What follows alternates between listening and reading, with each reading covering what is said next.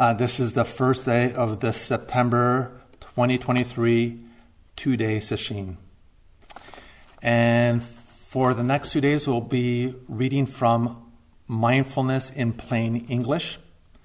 That's the title, and it's by Bhante Gunaratana. And actually, Bhante means, it's a title, it basically means venerable one for monks and nuns in the Theravadan tradition. So Bhante Gunaratana, I was going to give a little bio, so we just give a feel who this person is. And I just found out he is 95 years old and still alive as I speak. So Bhante Henepola Gunaratana was ordained at the age of 12 as a Buddhist monk in Malandaniya, Sri Lanka. And then in 1947, at age 20, he was given higher ordination in Kandy. Kandy, Kandy, that's in Sri Lanka as well, some administrative city. Subsequently, he traveled to India for 5 years of missionary work for the Mahabodhi Society, serving the Harijana, which means untouchable, serving the untouchable people in Sanchi, Delhi, and Bombay. And then later he spent 10 years as a missionary in Malaysia. And then at the invitation of the Sasana Savaka Society, he came to the United States in 1968 to serve as General Secretary of the Buddhist Vihara Society of Washington, D.C. I was looking him up a little bit, and one of the interesting work that he did was actually at the end of the Vietnam War. Some military official in the U.S. asked him to help, the thousands and thousands of Vietnamese refugees that came to this country. And so for a short period of time, he was teaching them English, and he was also ensuring that families were not separated and helping them find new homes in the U.S. In 1980, he was appointed president of the society, and during his years at the Vihara from 68 to 88, he taught courses in Buddhism, conducted meditation retreats, and lived widely throughout the United States, Canada, Europe, Australia, New Zealand, Africa, and Asia. He also pursued scholarly interests by earning a PhD in philosophy from American University. He has taught courses on Buddhism at American University, Georgetown University, and U of Maryland. All right, since 1982, Bhante Gunaratana has been president of the Bhavana Society, a monastery and retreat center located in the woods of West Virginia, near the Shenandoah Valley, which he co-founded with Matthew Flickstein. Bhante Gunaratana resides at the Bhavana Society, where he ordains and trains monks and nuns and offers retreats to the general public. He also travels frequently to lecture and lead retreats throughout the world, although I don't know about that now at the age of 95. Okay, so let's just jump right into it, and we'll go into the first chapter. Chapter 1, Meditation. Why bother? Or how about, why bother? Meditation is not easy. It takes time and it takes energy. It also takes grit, determination, and discipline. Of course, in Zen, the ultimate for that is what we're doing right now, doing this 2-day sesshin. It requires a host of personal qualities that we normally regard as unpleasant and like to avoid whenever possible. We can sum up all these qualities in the American word gumption. Meditation. It is certainly a great deal easier just to sit back and watch television. So why bother? Why waste all the time and energy when you could be out enjoying yourself? Why? Simple. Because you are human. Just because of the simple fact that you are human, you find yourself heir to an inherent unsatisfactoriness in life that simply will not go away. You can suppress it from your awareness for a time. You can distract yourself for hours on end, but it always comes back, and usually when you least expect it. All of a sudden, seeming out of the blue, you sit back, take stock, and realize your actual situation in life. I was rereading this, and I had mixed feelings about reading this first chapter, just because some of it's just going to sound like I'm just preaching to the choir, but there's some good stuff in it anyway. And so I thought, even though it might sound a little redundant, I've been there, done that. I realize this. This is why I'm meditating. This is why I'm going to Sesshin. Because, not everybody does Sesshin who practices Zen at our center. And that's fine. But there's just so much to get out of Sesshin. I just had this thought earlier, this analogy of, sitting every day, we're getting our feet wet, we're getting our trunk wet, we're starting to enter deeper into the waters of Sesshin, of practice itself. But really, even a 2-day Sesshin, we're starting to really wade deep. We're starting to get really underneath what's really going on, and bit by bit starting to drop expectations, drop any ideas, seeing what's there, putting a light on ourselves, and seeing what's really going on. And yes, so let's continue. There you are, and you suddenly realize that you are spending your whole life just barely getting by. You keep up a good front. You manage to make ends meet somehow and look okay from the outside, but those periods of desperation, those times when you feel everything caving in on you, you keep those to yourself. You are a mess, and you know it. But you hide it beautifully. Meanwhile, way down under all of that, you just know that there has to be some other way to live, a better way to look at the world, a way to touch life more fully. You click into it by chance now and then. You get a good job, you fall in love, you win the game. For a while, things are different. Life takes on a richness and clarity that makes all the bad times and humdrum fade away. The whole texture of your experiences changes, and you say to yourself, okay, now I've made it. Now I will be happy. But then that fades too, like smoke in the wind. You are left with just a memory, that and a vague awareness that something is wrong.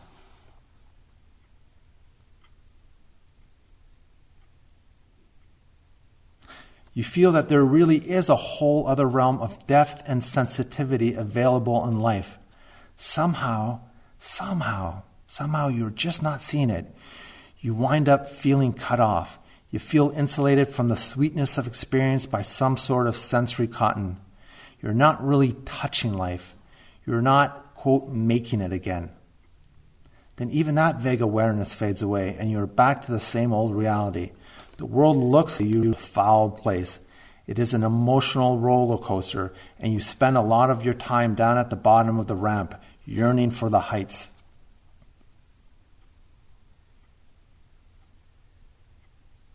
I can't help but think of people who, and this is probably coming from someone who's not exercising much these days. I want to get back on that treadmill, but it does remind me this yearning for the heights. It reminds me of people who just exercise so much, because they just want to get that high over and over again, when perhaps that's not the best thing for them. But we all have to find our own middle way when it comes to these things. So what is wrong with you? Are you a freak? No. You're just human, and you suffer from the same malady that infects every human being. It is a monster inside all of us, and it has many arms. Chronic tension, lack of genuine compassion for others, including the people closest to you, blocked up feelings and emotional deadness. Many, many arms. None of us is entirely free from it. We may deny it, we try to suppress it, we build a whole culture about hiding from it, pretending it is not there, and distracting ourselves with goals, projects, and concerns about status. Just getting busy.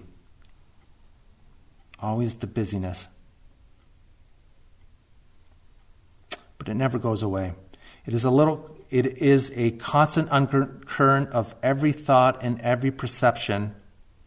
It is a constant undercurrent in every thought and every perception, a little voice in the back of the mind that keeps saying, not good enough yet, need to have more, have to make it better, have to be better. It is a monster that manifests everywhere in subtle forms. I'm reminded of this New Yorker cartoon I just saw.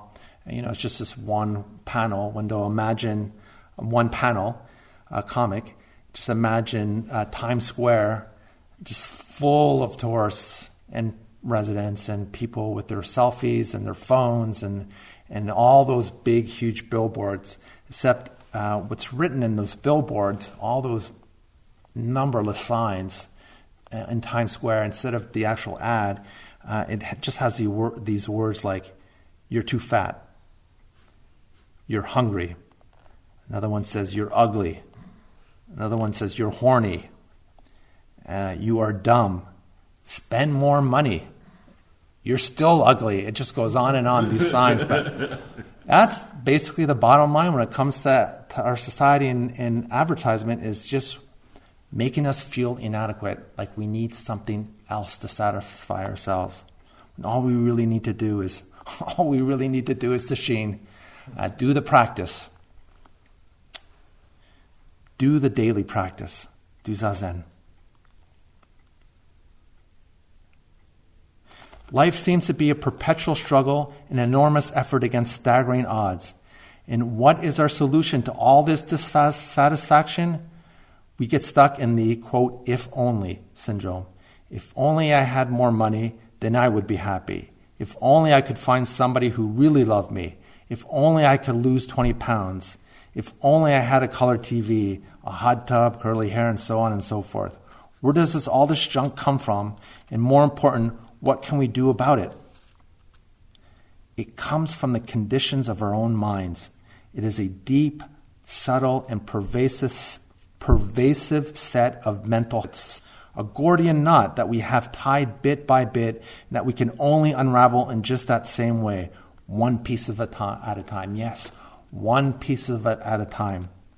It takes time. We can tune up our awareness, dredge up each separate piece, and bring it out into the light.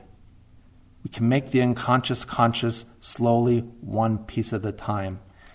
This bringing it out into the light, really, that's all we need to do.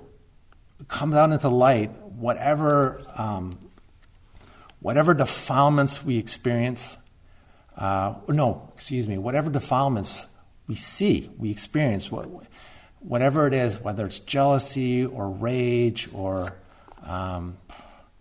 name your defilement, things that come popping up into the mind in the middle of the Zazen.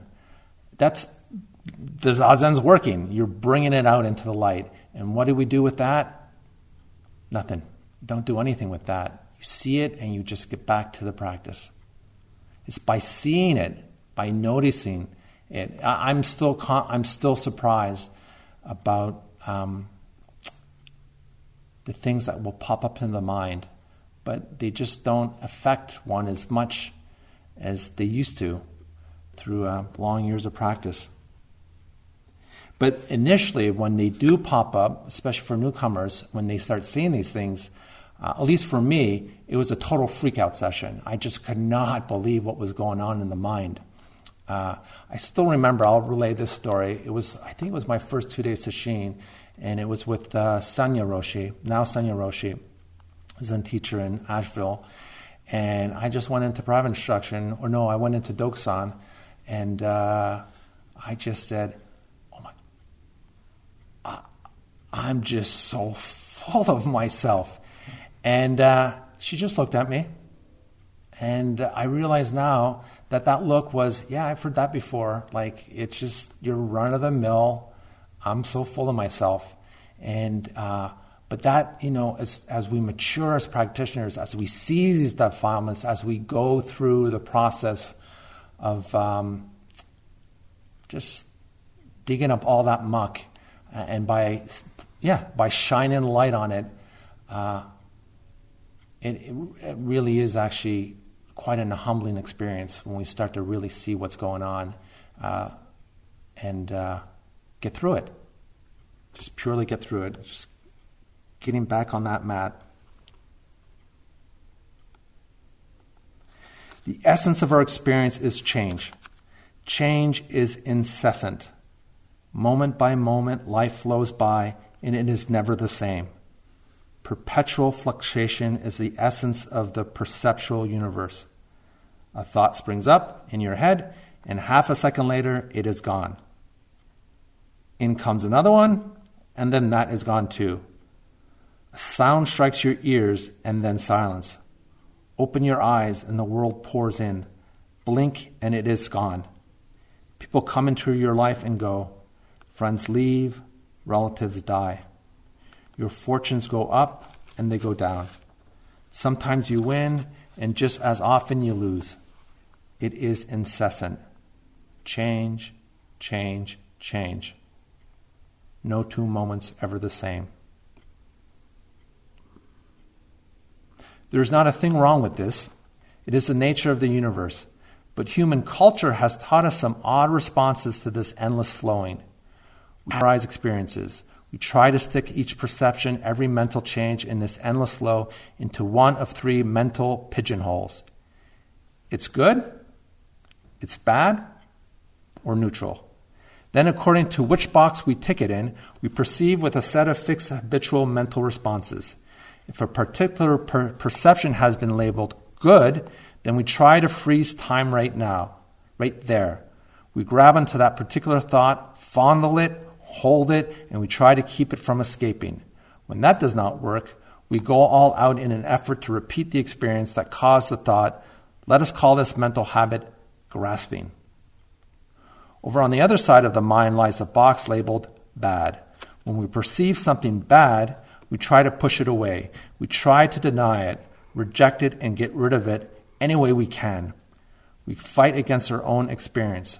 We run from pieces of ourselves. Let us call this mental habit rejecting.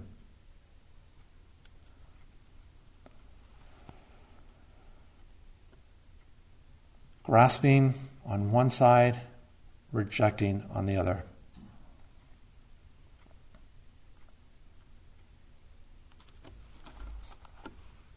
Between these 2 reactions lies the neutral box. Here we place the experiences that are neither good nor bad. They are tepid, neutral, uninteresting. We pack experience away in the neutral box so that we can ignore it and thus return our attention to where the action is, namely our endless round of desire and aversion.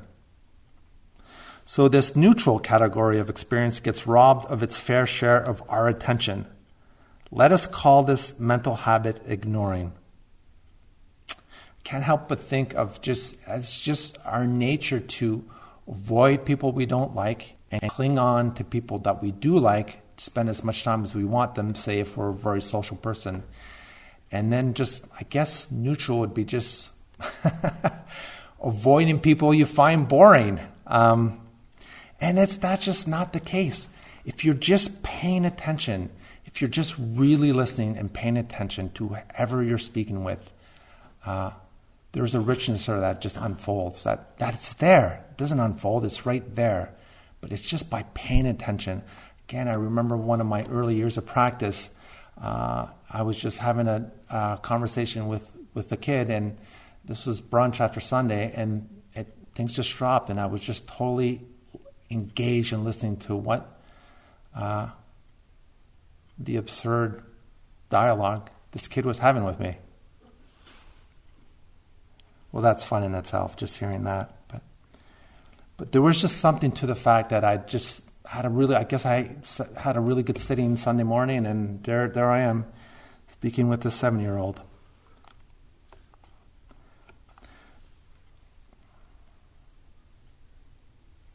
Okay, here we go. Actually, he has an answer for this neutral category. So this, quote, neutral category of experience gets robbed of its fair share of our attention. Let us call this mental habit ignoring. The direct result of all this lunacy is a perpetual treadmill race to nowhere, endlessly pounding after pleasure, endlessly fleeing from pain and endlessly ignoring 90% of our experience. Then we wonder why life tastes so flat. In the final analysis, this system does not work. No matter how hard you pursue pleasure and success, there are times when you fail. No matter how fast you flee, there are times pain catches up with you. And in between those times, life is so boring you could scream. Our minds are full of opinions and criticisms. We have built walls all around ourselves and are trapped in the prison of our own likes and dislikes. We suffer. Suffering. Suffering is a big word in Buddhist thought. It is the key term and should be thoroughly understood. The Pali word in dukkha, and it does not mean the agony of the body. It means the deep, subtle sense of dissatisfaction that is a part of every mind moment and that results directly from the mental treadmill. The essence of life is suffering, said the Buddha. At first glance, this statement seems exceedingly morbid and pessimistic. It even seems untrue. After all, there are plenty of times when we are happy, aren't there? No, there are not. It just seems that way. Take any moment when you feel really fulfilled and examine it closely. Down under the joy, you will find that subtle, all-pervasive undercurrent of tension that no matter how great this moment is, it is not going to end. Backtrack there. Down under the joy, you will find that subtle, all-pervasive undercurrent of tension that no matter how great this moment is, it is going to end.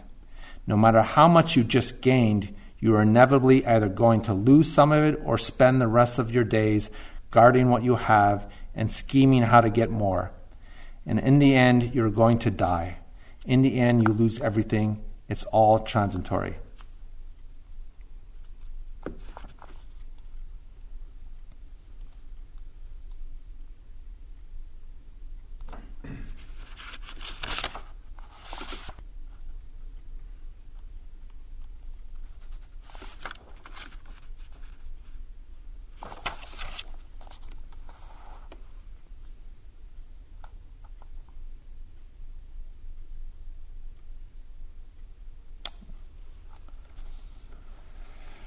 Skipping along now.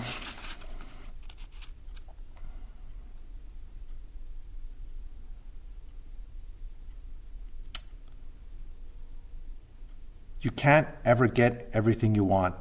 It is impossible. Luckily, there is another option. You can learn to control your mind, to step outside of the endless cycle of desire and aversion. You can learn not to want what you want, to recognize desires, but not be controlled by them. This does not mean that you lie down on the road and invite everybody to walk all over you. It means that you continue to live a very normal-looking life, but live from a whole new viewpoint. You do the things that a person must do, but you are free from that obsessive, compulsive drivenness of your own desires. You want something, but you don't need to chase after it. Just seeing it, putting a light onto it. You fear something, but you don't need to stand there quaking in your boots. This sort of mental cultivation is very difficult. It takes years. But trying to control everything is impossible. The difficult is preferable to the impossible.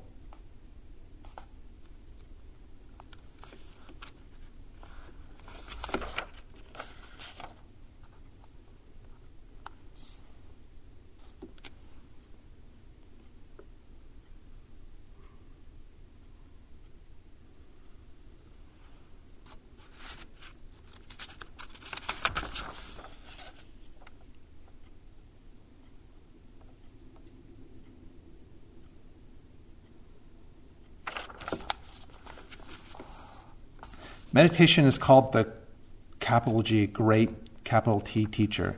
It is the cleansing crucible fire that works slowly but surely through understanding. The greater your understanding, the more flexible and tolerant, the more compassionate you can be. You become like a perfect parent or an ideal teacher. You are ready to forgive and forget. You feel love toward others because you understand them, and you understand others because you have understood yourself. So much of this practice, especially in longer retreats like all-day sittings or sesshin, again, is just putting a light onto our own defilements. And by seeing all the muck that's inside, and by letting it go, by shining a light on it, it just, like I said, it just becomes this really humbling experience. And slowly but surely, we change. We change for the better. And we think less of ourselves, and we think of the needs of others. And we know how to respond.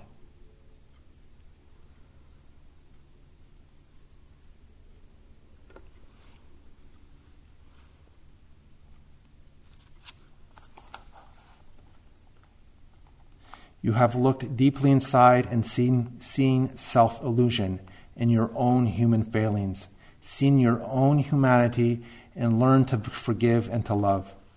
When you have learned compassion for yourself, compassion for others is automatic.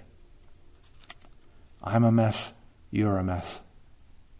An accomplished meditator has achieved a profound understanding of life, and he or she inevitably relates to the world with a deep and uncritical love.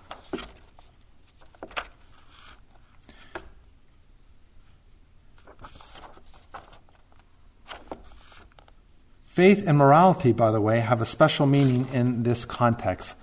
Buddhism does not advocate faith in the sense of believing something because it is written in a book, attributed to a prophet, or taught to you by some authority figure.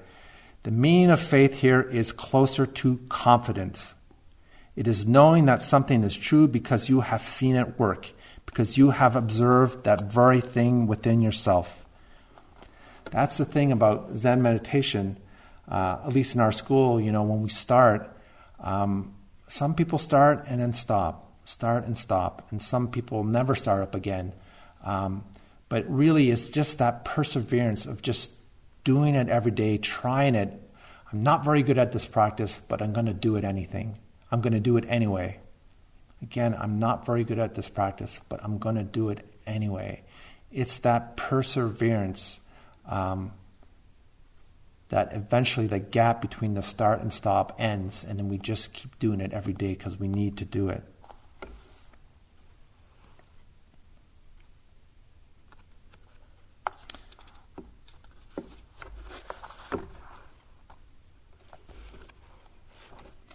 Moving to another chapter.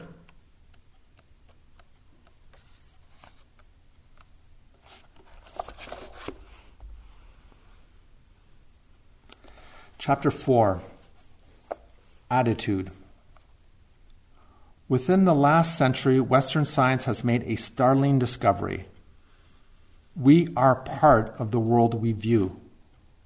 The very process of our observation changes the things we observe. For example, an electron is an extremely tiny item. It cannot be viewed without instrumentation, and that apparatus dictates that the observer will see. If you look at an electron in one particular way, it appears to be a particle, a hard little ball that bounces around in a nice straight path.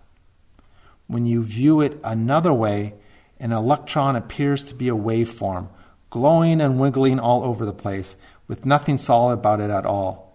An electron is an event more than a thing, and the observer participates in that event by the very act of his or her observation. There is no way to avoid this interaction.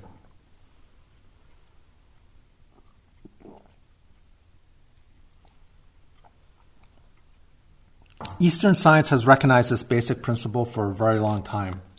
The mind itself is a set of events, and you participate in those events every time you look inward.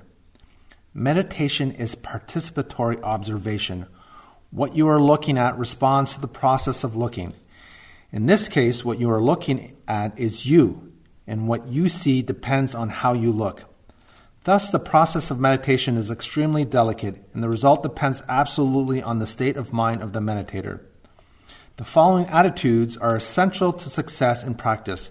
Most of them have already been presented, but we bring them together again here as a series of rules for applications. 1. Don't expect anything. Just sit back and see what happens. Well, in our case, we don't just sit back and see what happens. We do the practice, see what happens, with no expectations in the mind. Treat the whole thing as an experiment. Take an active interest in the test itself, but don't get distracted by your expectations about the results. For that matter, don't be anxious for any result whatsoever. Let the meditation move along at its own speed and in its own direction. Let the meditation teach you. Meditation awareness seeks to see reality exactly as it is, seeing things as they are. Whether that corresponds to our expectations or not, it does require a temporary suspension of all of our preconceptions and ideas. We must store our images, opinions, and interpretations out of the way for the duration of the session.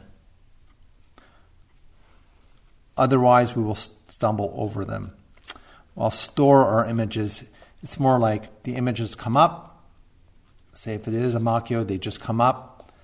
Don't pay any attention to them. Just return to the practice, and eventually they will disappear. I suppose that's what he means by storing our images, opinions, and interpretations.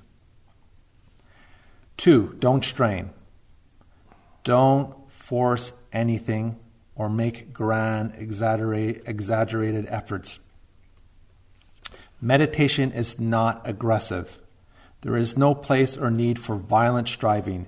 Just let your effort be relaxed and steady. Relaxed and steady.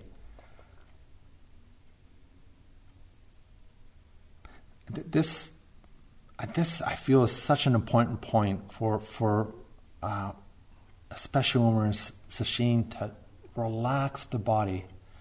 I can't tell you the number of sesshins, myself and others, I've heard from others as well, how much we just strained wanting to get something. And so wanting to get enlightenment, wanting to get into samadhi, we're just straining. If you feel any tension in the body, just relax the body. Here's a trick that I often tell people that I've learned recently. Is at the start of a round, I'll roll one shoulder forward and back, right side, and then roll the shoulder forward and back, the left shoulder. It can help get the back straighter. It kind of encourages that pelvic tilt, the belly is sticking out. And now my shoulders are nice and relaxed.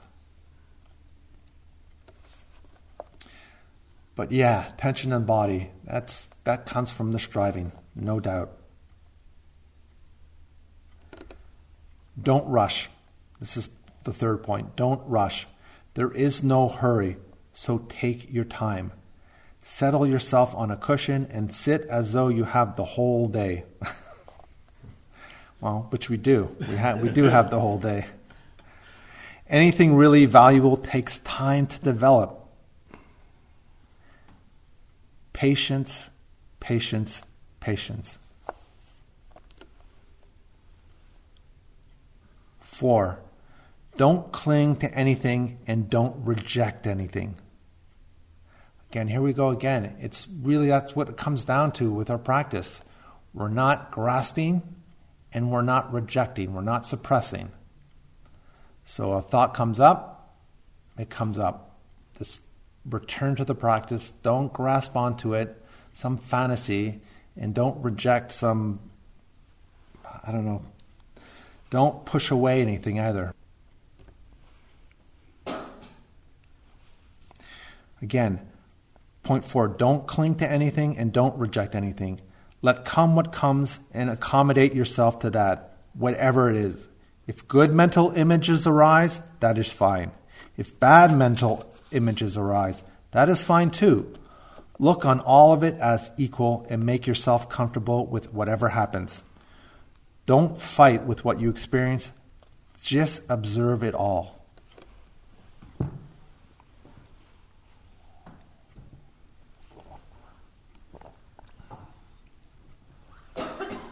5, let go. Learn to flow with all the changes that come up. Loosen up and relax. 6. Accept everything that arises. Accept your feelings, even the ones you wish you did not have. Accept your experiences, even the ones you hate. Don't condemn yourself for having human flaws and failings. Learn to see all the phenomena in the mind as being perfectly natural and understandable. Try to exercise a disinterested acceptance of all times, at all times, with respect to everything you experience. So again, I'll just say that again. Try to exercise a disinterested acceptance at all times with respect to everything you experience. For so long, I just felt detachment. The word detachment was a negative word when it came to Zen practice, but really, that's what we're doing. We're detaching ourselves. We're just observing, not coldly, but we're just observing what's going on in our mind without reacting, without aversion, and without grasping. Just observing. Comes up, it goes away. It comes up, it goes away.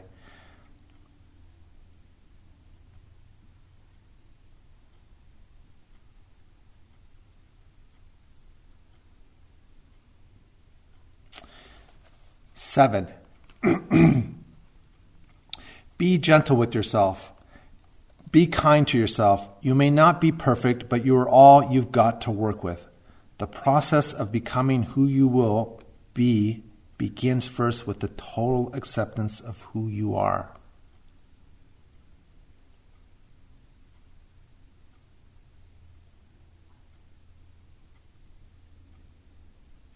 Eight. Investigate yourself. Question everything. Take nothing for granted. Don't believe anything because it sounds wise and pious and some holy man said it. See for yourself. That does not mean that you should be cynical, impudent, or irreverent. It means you should be empirical. Subject all statements to the actual test of your own experience and let the results be your guide to truth. Zazen evolves out of an inner longing to wake up to what is real and to gain liberating insight into the true structure of existence.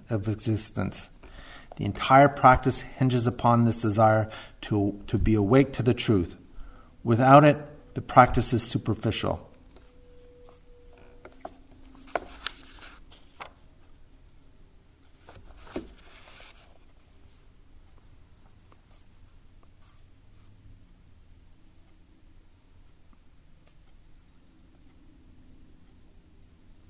Nine, view all problems as challenges.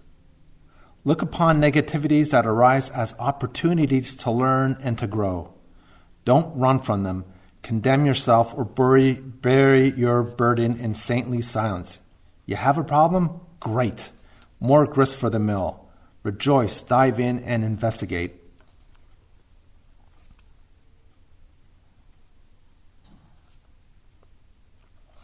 There's a Chinese word for it's this character Wei Ji, and Wei means crisis, while Ji means opportunity. Don't ponder. You don't need to figure everything out. Discursive thinking won't free you from the trap. In meditation, the mind is purified naturally by Zazen, by wordless bare attention. Habitual deliberation is not necessary to eliminate those things that are keeping you in bondage. All that is necessary is a clear, non-conceptual perception of what they are and how they work. That alone is sufficient to solve them. Concepts and reasonings just get in the way. Don't think, see.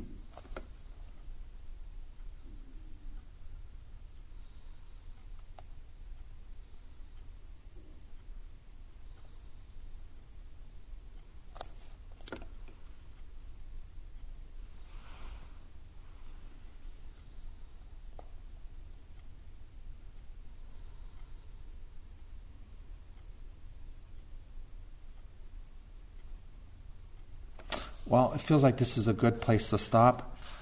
So we'll stop now and recite the 4 vows.